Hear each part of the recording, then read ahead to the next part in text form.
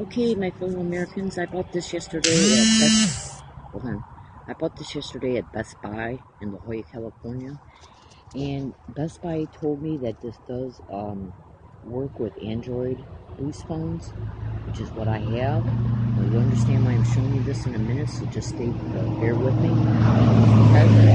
Now, the reason why I bought that was because I'm what is known as an organized stalking, gang stalking, target individuals. I live in La Jolla, California, and which is located in San Diego County. And I have been trying to use this Periscope account for the last 2 hours.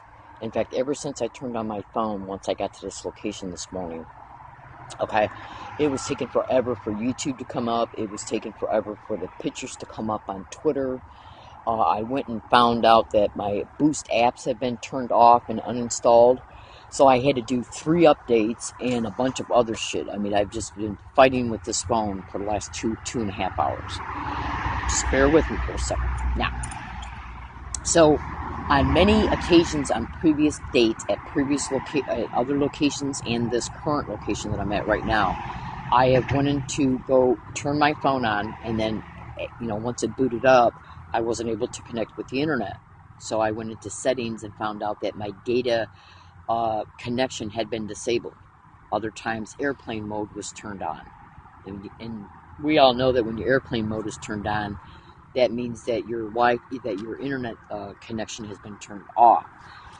I've also noticed that other things that have been occurring with my phone, like say if I'm sitting down somewhere and I might get up to do something for like 2 or 3 minutes, and then I come back to the phone and there's a website opened up on my home screen, not the type of website that I would even think about going on, let alone going on it or bringing anything up concerning it.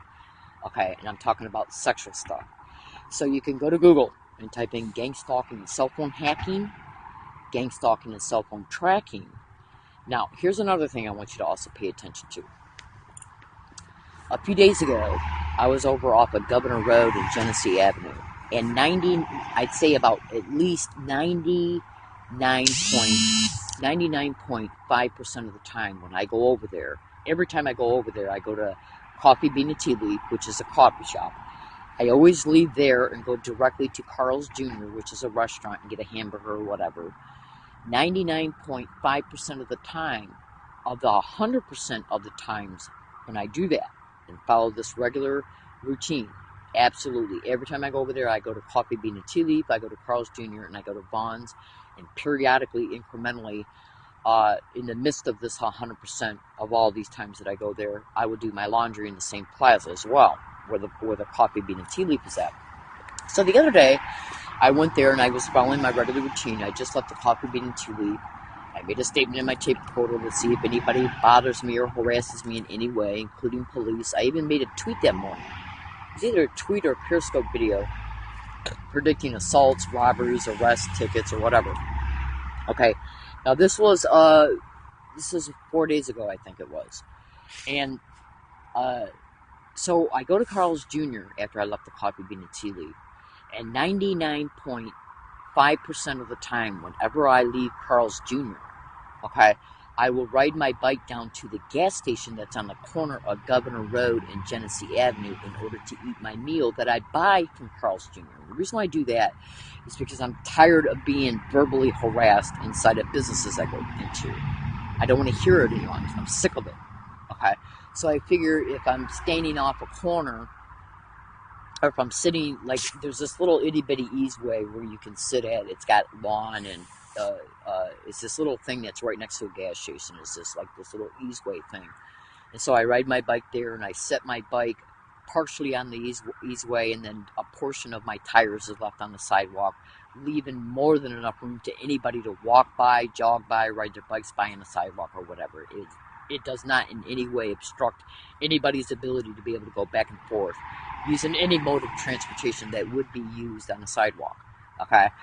So 99.5% out of 100% of the time when I follow these regular routines, I go to that gas station to eat the meal that I buy from Carl's Jr. Okay?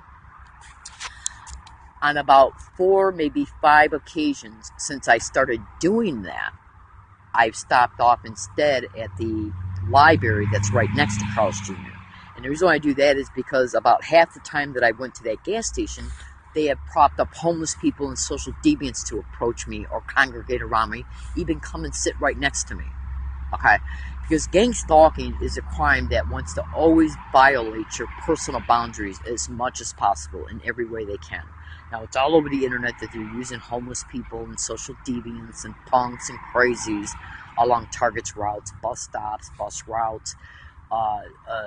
When a Target's standing at a bus stop, when a Target might be pulling into a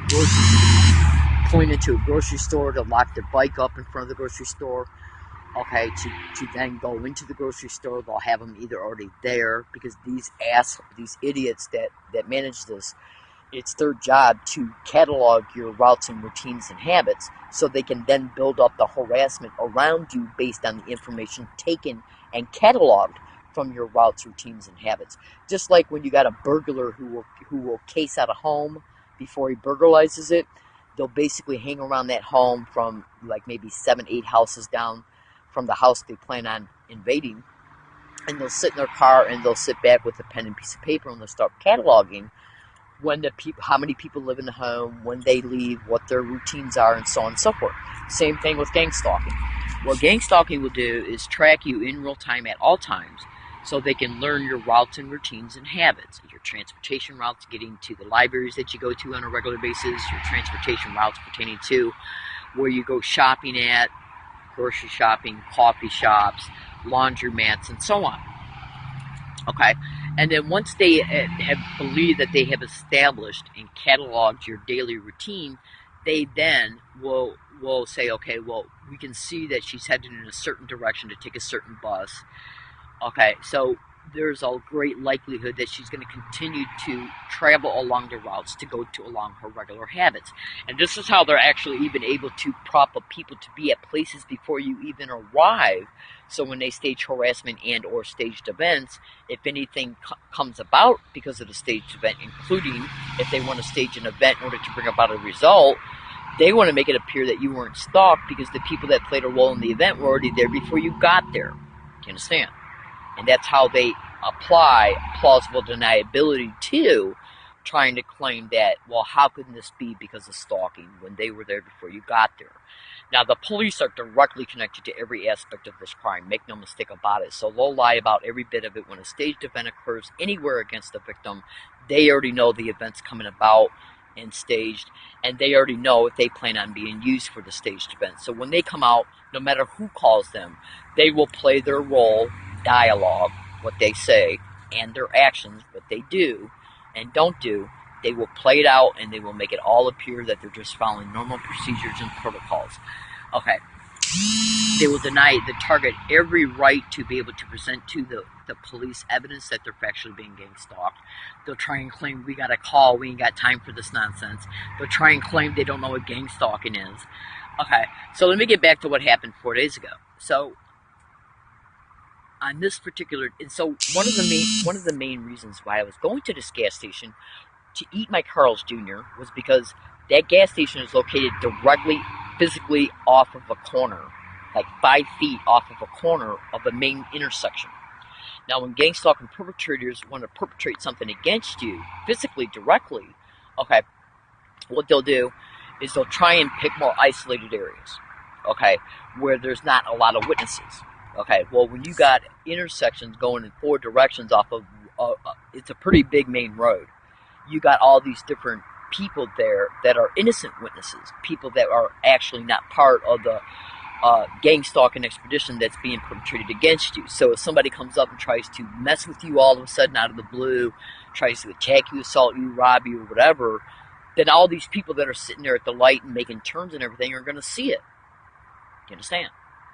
So what they'll want to do is if they want to approach you, they want to approach you in an area where there's not a lot of people going by, because they can't control the innocent witnesses. So when they stage an event and they want to bring the cops to it, they got to make sure, since they know that the cops are part of the event, okay, they got to make sure there's the least amount of innocent witnesses available concerning the event and concerning how all the parties that play a role in the event are subject to staying there or being brought there to play their role in the event, like the police. Just hear me out. Yeah. So, on this particular day, 4 days ago, I decided to just go ahead because it was really late in the day, and I left Coffee Bean and Tea Leaf and went to the laundromat before going to Carl's Jr. because I had to do my laundry. So I went to the laundromat, and so I had my regular duffel bag, my backpack on my back, my duffel bag, and then the bag for my laundry. So I had my handlebars on my bike full, and then I had the bag for Carl's Jr. So it was already late in the day, and so I figured, well, I got to hurry up and eat this so I can go to Bunn's and then go to the bus stop and just get about my day instead of going all the way to the gas station, eating that, okay, and then just going to Bunn's. I figured, well, I'll just eat here at the library. So I sat down and I ate a hamburger, a small fry, and I was drinking my Sprite, and I just got just about done with eating, and a cop goes, and this kid went by on a bike, and he's got blue shorts on but no shirt. And I seen him coming, so I said to my tip recorder, which is running on me at all times, I said, there's a psycho coming. And the reason why I say that is just in case something transpires, okay? Because they've used homeless people against me so many times, it's pathetic, okay? So, he when he went by me, he gave me this really funny look, and then he just kept on going. So I continued to eat, and then about the police officer went by me either before or right after that occurred. So I seen him go by, and I don't remember if I said anything to my tape recorder about noticing that person go by or not. And then I continued to eat, and about 2 minutes later, as I look up and turn to my right, which is facing towards Carl's Jr., a San Diego cop is walking towards me. And he starts to say that, how you doing? Okay, and he said, he says, you sitting here eating? I said, yeah. He goes, well, we got a call that there was a person that was publicly intoxicated, okay, in the area that fits your description. I said, really? So I took off my sunglasses, and I said, well, I'm not, because I don't drink at all. I'm a practicing, obedient Christian woman to the best of my ability. It's against my religion to drink. It's against my moral code to drink. And since I am a massive gang stalking target and an absolute SDPD whistleblower, do you honestly think that I'm stupid enough to do that anywhere? Okay? Because I know how the police are and I know how they act. Absolutely. Okay? I was set up for a DUI in Michigan because of this crime through a corrupt cop. Absolutely. So here's the thing. So I told him that I wasn't, and then I continued to be polite and talking to him. And so he kept playing with his video camera on his chest, so I couldn't tell if he was turning it on or off, or turning it on, then off, and then back on, which I think is corrupt right there, because a cop should not be able to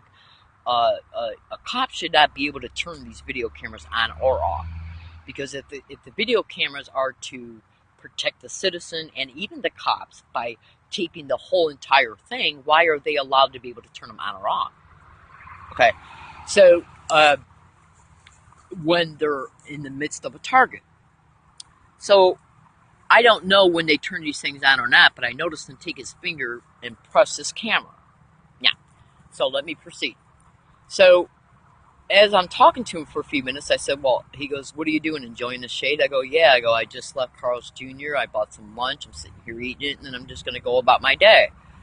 And he says, well, I had to approach you because we got this call, and he tried to say that I wanted to try and alleviate and assist my fellow officers over in this area. So I think he was trying to imply that particular area might not be covered through the Northern Division San Diego Police Department, because that's who he said he was working for. He told me that twice. So he went out of his way to tell me that. Okay. So then as we continue to talk, he says, well, I can obviously see that you're not intoxicated. I go, thank you. I appreciate your honesty. Okay. But then he started picking on me about the way my bike was situated on the sidewalk. Okay. Not even this, I'd say about maybe, well, since I got both my hands, one hand holding my video camera, I can't show you how much my bike was on the sidewalk. But it was no more than 1.5 foot of my bike tire being on the sidewalk, because the greater portion of my bike was on the lawn on the library where I was sitting and eating my Carl's Jr. So then he starts saying, well, you're obstructing. He asked me for my ID, and I said, there's no reason for me to give you my ID. And so then he started going off on me about illegal encroachment, because I was sitting on the lawn. of the library, eating my Carl's Jr., and then he tried to imply that I was obstructing the right-of-way of passage with my bike. So then he started turning his personality around and then acting nice and then trying to get my ID from me that way. I said, look, I go, what do I got to do so you can just kind of go about your day and I go about my day? He goes, well, why don't you just let me check your ID so I can make sure that everything's okay with you? So I finally gave him my ID, and now that I think about it, I shouldn't have done that. Because when he approached me and he goes, we got a call here because of a person being publicly intoxicated that fits your description. He said it was a person, the call said the person, okay, had blue jean shorts on, a gray shirt on, and a bike. Well, I had a gray shirt on, blue jean shorts, and a bike. Okay, but the guy that went by me down the road had blue shorts on, but he didn't have no shirt on, and he was acting crazy. Okay, I even made a statement about it in my tape recorder. Okay, so, but here's another thing. When you get done watching this video, if you feel inclined, go to Google and type in how gang stalking perpetrators will dress up identically like a target does. Now, when the police want to bring about something towards you, so they can possibly videotape it and then walk away and file a falsified information sheet or an incident report about you or a falsified police report, they might only videotape a portion of that physical interaction. And I noticed that he put his hand to his camera right after he said, well, I'm approaching you because I got a call concerning someone being publicly intoxicated. And I said, well, and then he said, that fits your description. And then I said, well, you got the wrong person. And so then he touched his video camera. So I don't know if he was turning it off or on. You understand? And then he went out of his way to continually intimidate me into giving him my ID. So once he got my ID, he did check to make sure I had no warrants. But once he got my ID and then processed to see if I had no warrants in it, does not mean that he did not walk away and try to say that Miss Williams was publicly intoxicated, but she was still coherent or whatever. And so I decided to let her go. But he could have walked away and filed any type of falsified documentation. Absolutely, make no mistake about it. Because do they know that some falsified documentation is on my record concerning Michigan's gang stalking of me? Okay? My fellow American citizens, I'm telling you something right now. Do not think for 1 minute that the police are not working in concert with the organized crime syndicates that were directly connected to the gang stalking of a target from the state the target was living in before they came into the new state where they're now being gang stalked at. And let me just interject this for a second. Think about this. In my blog, it clearly shows a video of me going into, my blog is attached to my Twitter account. The Twitter account is at HIGGINSGGG. Okay, Exposing Truth is the name of the account. My blog is attached to the profile. In that blog is massive amounts of evidence of me being gang stalked in San Diego, which is nothing compared to what I'm carrying on my person. But in the blog, it literally shows 2 videos. One of being harassed at the University of Michigan, Dearborn, Michigan Public Library, and then me leaving the library and going to the University of Michigan, Dearborn, Michigan campus police and reporting it. And in that video, it clearly shows me reporting it again, that I'm being harassed again in the library because of gang stalking. You understand? Yeah. So, U of M Dearborn, Michigan campus is 3,000 miles away from San Diego County, the state of California, and La Jolla, which is located within San Diego County. So when you see all the massive amounts of evidence that's in that blog, including me catching the San Diego prosecutors and public defenders engaging in this crime, absolutely, caught right on audio, caught on video. When you see the videos of the park ranger confessions admitting they came to Rose Canyon as a result of a staged event because of retaliation, caught on video, wide openly admitting it. Then I caught him on tape admitting that he lied at the hearing concerning them. That was uploaded to YouTube. I suggest you go to my blog. So, whenever the cops approach you, they'll act like they don't know who you are personally. I said, you're not approaching me because of the fact that I'm a police whistleblower, are you? He goes, I don't even know what that is. I go, that means, and I literally took my whistle and I said, that means a person who's whistleblowing concerning the police. And then he laughed. Ain't that nice? Okay. Then he laughed and he said, no, he goes, I have no idea who you are. And the reason why he kept staying in my physical proximity and then changing his personality from being hostile to nice was he was trying to coach me out of my ID. They know exactly who I am. Absolutely, make no mistake about it. So I turned on my video camera and started taping that, and then all of a sudden the video camera shut itself off, even though it had 3 bars of power on the video camera. I find that to be a little bit odd. But the whole thing was caught on tape.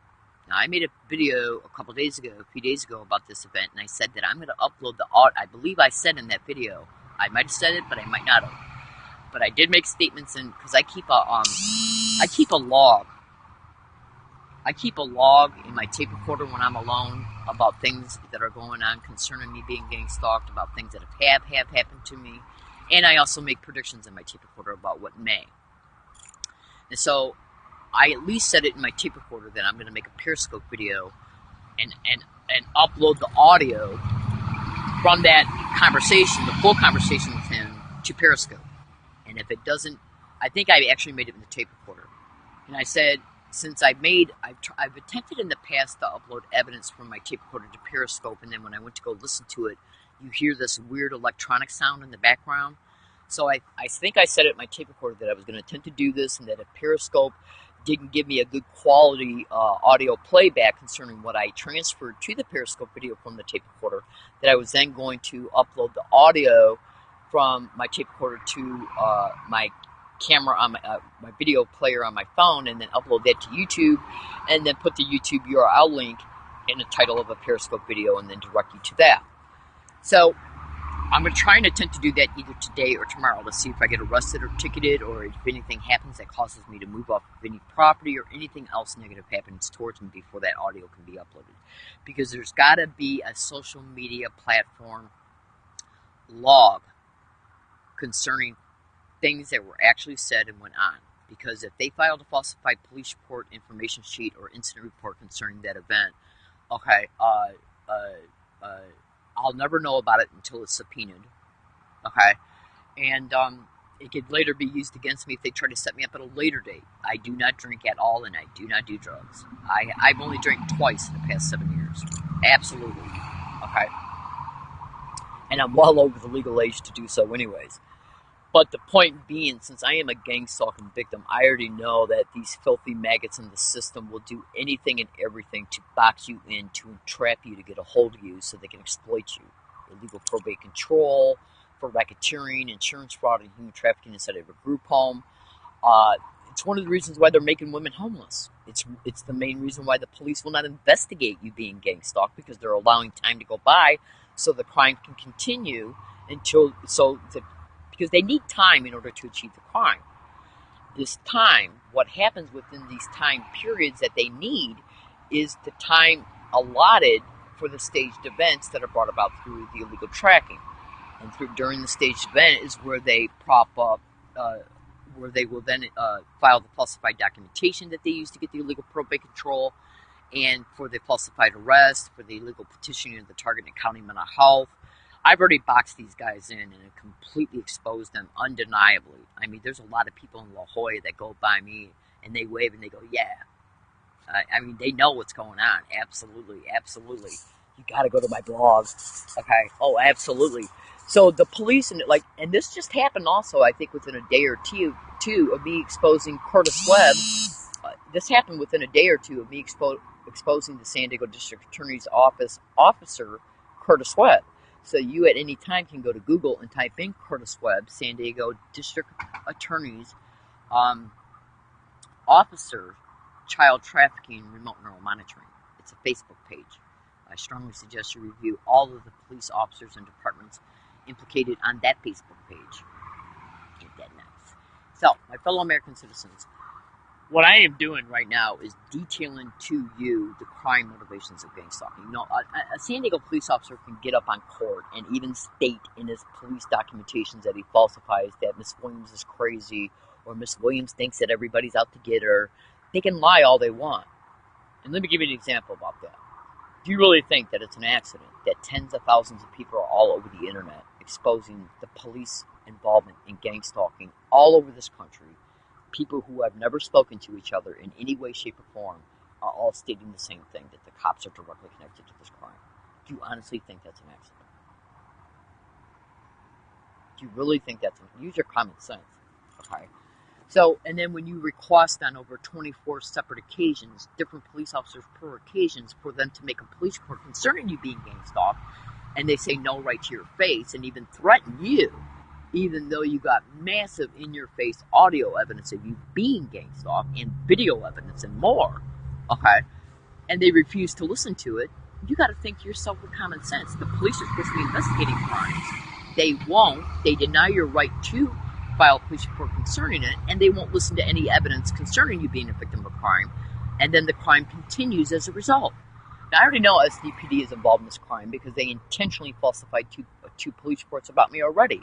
Absolutely. When I reported the text messages from gang stalking perpetrators that sent these text messages to my older phone. Okay? They absolutely falsified that police report, left out a huge aspect of what I reported to them out of it. They wouldn't print out the text messages at all, okay, from their police computers at their station, okay? And then they not only omitted massive facts concerning it, but they also made falsified statements that are completely ambiguous, which can be used against me later. Like Miss Williams thinks that everybody's getting around her and talking about gang stalking. No, what they're have been doing for the past 3.5 years is propping people up around me to say gang stalk, oh my God, which is what the San Diego prosecutors and public defenders are caught doing, okay, and much, much more, okay. Like, think about this. I had already had videos online showing me state at wooded areas that they had set up some homeless people to camp out close by me, about 100 feet away from me at that particular wooded area, back in 2012, 13, and part of 14. And I stated in hundreds of videos that they had propped these people up who were harassing me day and night by constantly yelling gang stalk and gang stalking and gang stalking. I'm sorry, and suck my DICK and laughing about it. And sometimes they were doing it nonstop. I mean, just nonstop. Okay? So I made hundreds of videos about it between like November 2012 up through April of 2014. I reported it. They wouldn't do shit about it to the police. Okay. And then, in all these videos, you flat out hear me state that these individuals are saying gang stalk and oh my God, gang stalk weird, gang stalk crazy. I even reported this when I was on a national radio show that was covering gang stalking. I literally exposed it to millions of Americans on a national-wide radio show. On 9/17/13, the Ground Zero show, that link is in my blog as well, so you can listen to it. Okay. Now, what I stated on the Ground Zero show on 9/17/13, I said they literally set up a bunch of homeless men to hike out 100 feet away from me. They were constantly yelling, gang stalk, oh my God, gang stalk weird, gang stalk crazy. It's the same exact identical thing that I caught the San Diego prosecutors and public defenders doing, wide openly doing, on my tape recorder on October 23rd, 2015. And did I catch it on other dates as well? Now, who's getting all these people to do this shit? Hold on. Now that right there, since the harassment is identical, because those YouTube videos had published dates, and the prosecutors and public defenders were caught on a tape recorder, and tape recorders reflect the date and time. Absolutely. And it's been caught on hundreds and hundreds and hundreds and hundreds and hundreds of other audio files. So who's getting all these different people, including places, to involve themselves in this crime, harass me in the same exact identical way every day, everywhere I go? Who's getting all these people to do this? It's got to be more than one person. Okay. So it's a group. It's an organized crime syndicate within the system. And the reason why I say that is because of other things I know concerning this crime. Okay. So who's controlling the police? Now, I already know that the police are directly connected to this crime as far as being syndicate members as well. But the ones who aren't syndicate members, who's controlling them? Because even syndicate members and, even cops who are not syndicate members are controlled by these filthy maggots that are above them. Okay, do you really honestly think that a cop is going to step out of line and expose what his fellow cop is doing? If you're smart enough and educated enough to know, if you're educated enough to know, you will know that cops do not turn each other in, no matter what they see another cop doing. Absolutely, absolutely. And then when you realize that it's their superiors that are telling them to do this, do you really honestly think that they're going to risk their salaries, their pensions, their careers, okay, and so on, just for the sake of a homeless person? No, a person they made homeless. And I'm referring to the organized crime syndicate that made me homeless in Michigan. Now, I want you to really think about what I've stated here in this video. So, I'm going to be uploading the audio of that to my phone. either today or tomorrow, and let's see if anything happens before this occurs. Let's see if any event happens and I'm not able to bring up Periscope so I can live broadcast it it's occurring. That's mainly between me and police. And when I was talking to this police officer, when I was sitting down eating my lunch, I tried to bring up the ACLU. There's an app that you can get through Google Play Store. It's called, you can go to Google Play Store, okay, and you can type in ACL, like say if you live in California, but you can do this to any state. You can go to Google Play Store, okay, which is an app, and then when you get to the search box within it, you can type in ACLU police app, and then hit enter. And what will come up, and the abbreviation of your state, like if it was Michigan, you would put ACLU police app, MI for Michigan, or ACLU police app, CA for California. And what will come up is ACLU has got an application that you can download onto your phone, so you can record the police live, and that video stream as it's recording will automatically be live sent to ACLU. And this was they said they developed this app because of all the police brutality and corruption that's been going on in the United States in the past 4 or 5 years. Okay? Now, so when this cop approached me, the first thing I did was got out my camera, and as soon as he told me why I was there, and I said, well, you got the wrong person, and he touched his camera, I kept talking to him, but then when I looked down, my video camera had been shut off. Okay, even though I had 3 bars of power on my battery on it. So I got on my phone, and I pressed the ACLU app, and it wouldn't come up. Okay, now today I turned on my phone, and I've been trying to make a Periscope video all morning. And the reason why I did that was because I wanted to make a testing Periscope video, because whenever I make a Periscope video, it gets saved into my gallery, which is an application for media, photo and videos. So then once I do that, I can then take that and then upload it to YouTube as well as backup for my YouTube followers. Okay. Now the reason why I was doing that is because if I'm not able to bring Periscope up, whether it's an intermittent problem or not, the error I kept getting was no internet connection. So I had to keep going in and playing around with my settings, trying to find out what was going on. The Boost mobile apps icon had been disabled. Okay. A bunch of shit was going on with my phone. Things that I did not even do at all, period.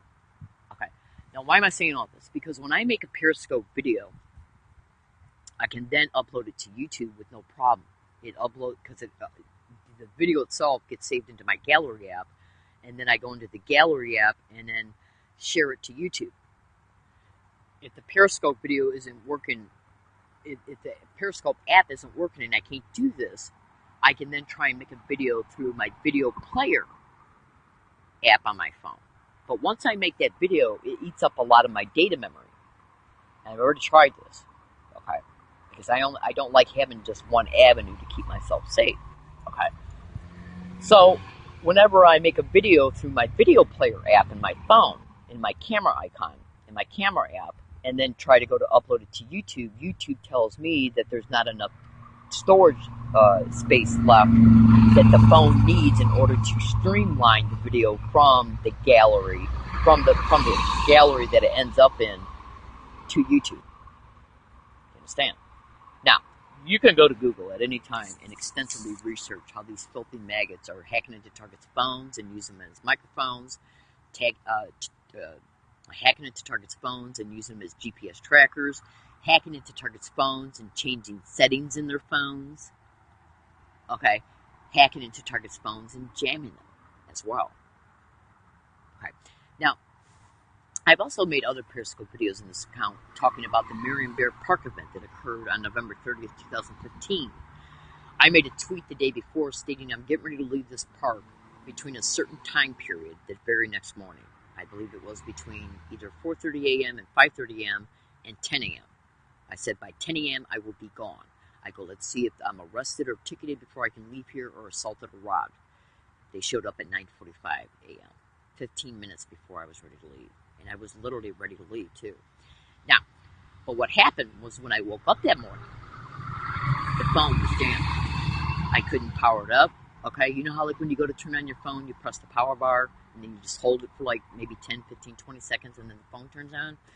My finger was pressed against that power button over 20 different times for at least 3 minutes at a time, pressed, and the phone would not turn on. And the red light was constant on the phone. And the only time the red light is ever constant on that phone is when you got the charger plugged into it, and that's the phone's way, pertaining to that particular make and model of the phone, that's the phone's way of letting you know that the phone is charging. Now, when I got up that morning and got the phone out in order to make an update tweet, the red light was automatically on, and it would not shut off. Now, at that time, I was using a phone that had a built-in battery. It wasn't a phone where you could take the battery out and reset it. Because I know enough about electronics to where if your phone is not working right for any reason, if you take the battery out and leave it out 90 seconds and put it back in, that should reseat the instructions in read-only memory, which controls your random access memory. No, I'm sorry. What it does is it resets the instructions in random access memory that the random access memory gets from the read-only memory. Okay? And that's how, because your phone has a unit of charge in it, and that unit of charge, that's why, like, when you take your battery out of your phone, and say you take it out because the battery went bad, and so you say to yourself, well, after I get off work today, I'll go and get a new battery. So it's been 8 hours since a good charged battery has been in your phone. You go and buy another battery, and you put it in your phone, and you realize that everything is brought back up the way it should be. The date and time is right, your applications automatically work right, and everything, right? That's because all those instructions that control all those functions are in your read-only memory. And the unit of charge that is in the capacitors in the phone is big enough to keep those read-only memory instructions within the circuitry. That way you don't have to constantly keep reprogramming the phone or having your service provider do it. Okay, that's why you don't have to constantly update your profiles and stuff when you put a battery back in, no matter how long it's been taken out. Okay, so that's why it will usually work when you need to, if you're like, say, if the phone is jammed, or if something's going on and it's acting up a little bit. If you take the battery out and wait 90 seconds, put it back in, that should reset your RAM, because the ROM will automatically reset the RAM, and then and put its instructions within the RAM, and then the RAM is what will then streamline those instructions into the functions of the interfaces with your apps. So trust me, I know a little bit about phones. So I could not reset the battery of that phone in order to stop the jamming because it was a built-in battery. So, and then check this out. So the police call me at 10 a.m. and the very second they left my physical site, the phone became unjammed. It's the honest to God's truth. Okay. So that occurred in Marion Bear Park on November 30th, 2015. That tweet that I made the night before on November 29th, 2015 is in my blog, and the video camera of 99% of that physical interaction with the police is in my blog as well. So, all you got to do is think about it. You make a tweet the night before, and you state you're going to be leaving an area between 4:30 a.m. and 10 a.m. And let's see if I'm arrested or ticketed, and the police show up at 9:45 a.m. right before you're ready to leave. Do you really think that's an accident? Like on November 9th, 2014, I made a tweet stating, I'll be moving in the next 2 weeks. Let's see if I'm arrested for illegal lodging, trespassing. Let's see if I'm assaulted or robbed. And 22 hours later, I was arrested for illegal lodging. And I was within 10 days of moving. 2 times. And that's why I make my predictions, because I know how these filthy maggots operate. Absolutely. Now, they'll lie about every bit of it, call me crazy concerning it, which is a method of gang stalking. So, why did I show you this? I showed you this because of I don't go to UCSD anymore until I can sue them, which I absolutely plan on doing. That's why UCSD is mentioned in the title of most of my blogs. Not the current one that I'm currently using, but they are exposed in that one. So I don't go to UCSD library anymore to upload any videos, and there's only one coffee shop right now that I've had any luck uploading any videos from my computer. And then there's one other spot between UCSD campus and the VA hospital, which is not the property of either one of those places. It's public property. I went there. I haven't been back there since around, I don't know, when I got assaulted at the VA on December 2nd, 2015, which was predicted an hour before it occurred and 10 minutes before it occurred. Literally, that's in my blog as well. There's a little island that's the easeway between traffic that comes and goes in this road type of way that leads into a section of UCSD campus and the VA. Now that public easeway that's between the road is public property. It's not UCSD campus and it's not the VA campus. But I've used that little easeway before to sit in the middle of it so I can connect with Wi-Fi in the area to upload videos. Those are the only two places I got luck that I know of right now that I can use to upload videos through my computer. Now, since I've had luck in uploading videos from my gallery after they're made through Periscope, I've been doing that on my phone. But I bought this, so the memory cards from my video camera can be plugged into my phone, so I can see if I can upload them from there to YouTube. One, we're going to see if that doesn't work, okay?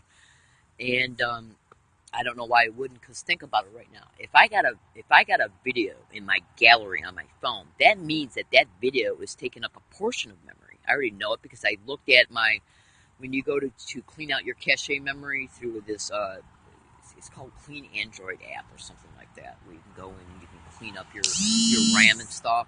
Whenever I make a video, I can automatically see that the amount of memory is up, okay? And then when I erase the video from my gallery, it goes back down. So whenever I got a video saved in my gallery that's more than 2 or 3 minutes long, I can see that the memory has been used up. So then I upload it from the gallery to YouTube, and then once I know that it's been uploaded okay to YouTube, I then erase it from the gallery. Now, I've literally watched 59, 57-minute videos uploaded in 2-3 minutes from my gallery on my phone. The video cards that I'm going to be putting in this USB connector in the bottom of my phone and then put the memory card in the connector are not going to be part of the phone. They should be able to be uploaded directly from this to YouTube. Let's see if it doesn't work. Because one of the main methods of gang stalking is to take away the resources you have that you utilize to expose evidence concerning them. Now, in closing, 4 major events have happened to me within days after I have exposed the San Diego DA's office. The 10-10-11 assault on the MTS bus 928.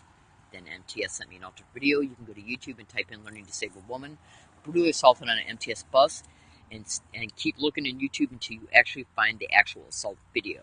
A live streaming video of me being literally physically assaulted as it's occurring. Not just a photo snap screenshot of the actual video, but the actual video of the assault. Let's see, I was brutally assaulted on January 30th, 2014 by a homeless bum within hours of me exposing a member of the San Diego DA's office.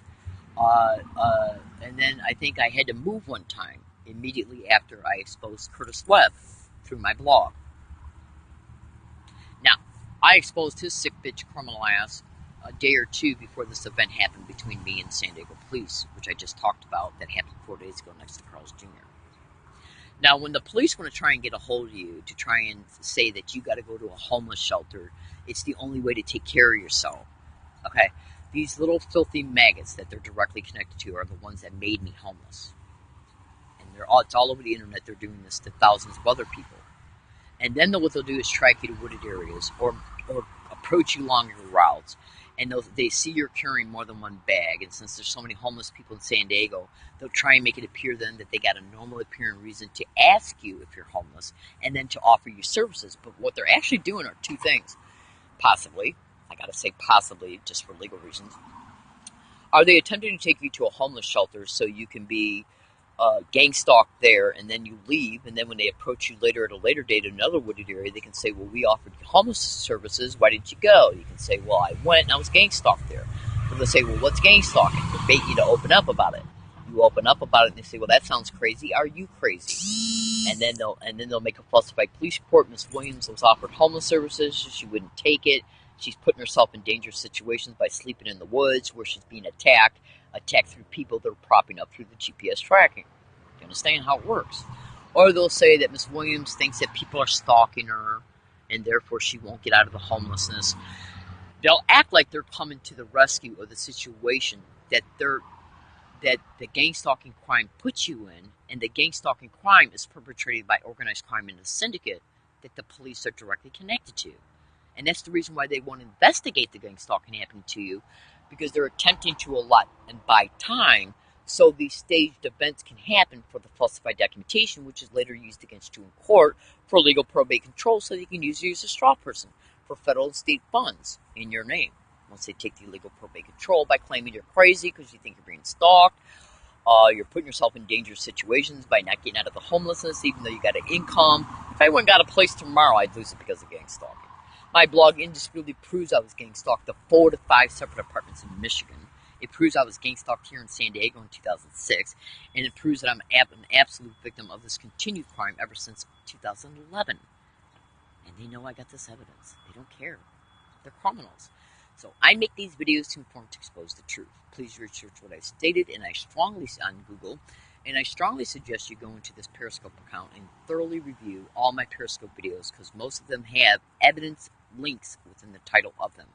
My name is Leslie Williams. I made this video to inform, to expose the truth. If any event happens towards me, and I cannot live broadcast this event pertaining to police at with the ACLU app and or Periscope, I'm predicting it right now. If my phone is jammed before, during, or after the event, I'm predicting it right now. If I'm arrested for illegal lodging, trespassing, or encroachment, anywhere included at wooded areas, I'm predicting that now. If anybody comes on any wooded property that I'm on and claims I gotta leave, or approaches me and tries to assault me or threaten me or engage in psychological intimidation, I'm literally predicting that now. Think about it. Who had the power to get MTS to alter the assault video? And why did SDPD file falsified police report about that assault? Think. Any video forensic specialist can take a look at that video and tell it's completely altered. Absolutely. Absolutely. Just like Eric Pearson, a professor at USD, who's a professor in communications that specializes in videos and images. He saw it on YouTube and posted it to the website First Post. Absolutely. Why would MTS alter an assault video? Because it was a staged assault through gang stalking crimes. And why did the police tailor their police report to back it up? Because they're fucking criminals, that's why.